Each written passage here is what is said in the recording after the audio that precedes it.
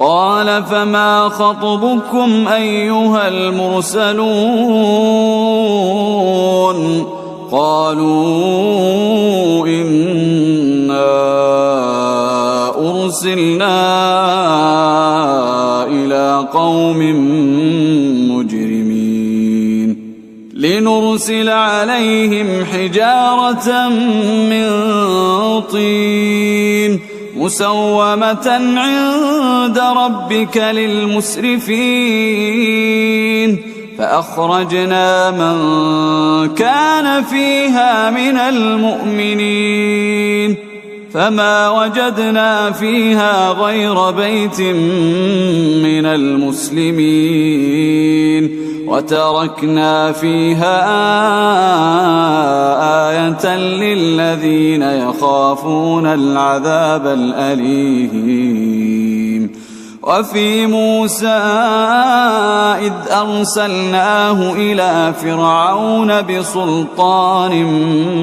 مبين فتولى بركنه وقال ساحر أو مجنون فأخذناه وجنوده فنبذناهم في اليم وهو مليم وفي عاد إذ أرسلنا عليهم الريح العقيم ما تذر من شيء أتت عليه إلا جعلته كالرميم وفي ثمود إذ قيل لهم تمتعوا حتى حين فأتوا عن أمر ربهم فأخذتهم الصاعقة وهم ينظرون فما استطاعوا من قيام وما كانوا منتصرين وقوم نوح من قبل إنهم كانوا قوما فاسقين والسماء بنيناها بأيد وإنا لموسعون والأرض فرشناها فنعم الماهدون ومن كل شيء خلقنا زوجين لعلكم تذكرون ففروا إلى الله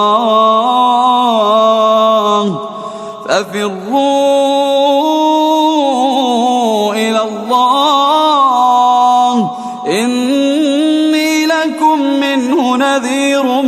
مبين ولا تجعلوا مع الله إلها آخر إني لكم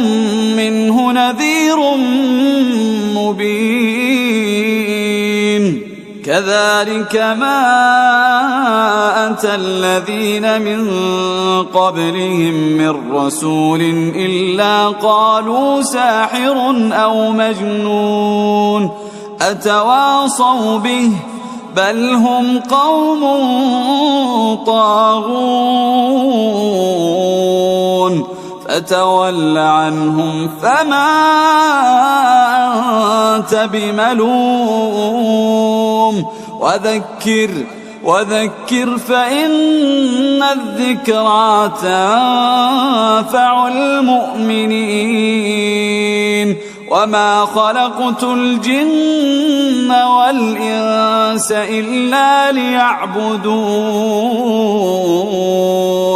ما أريد منهم من رزق وما أريد أن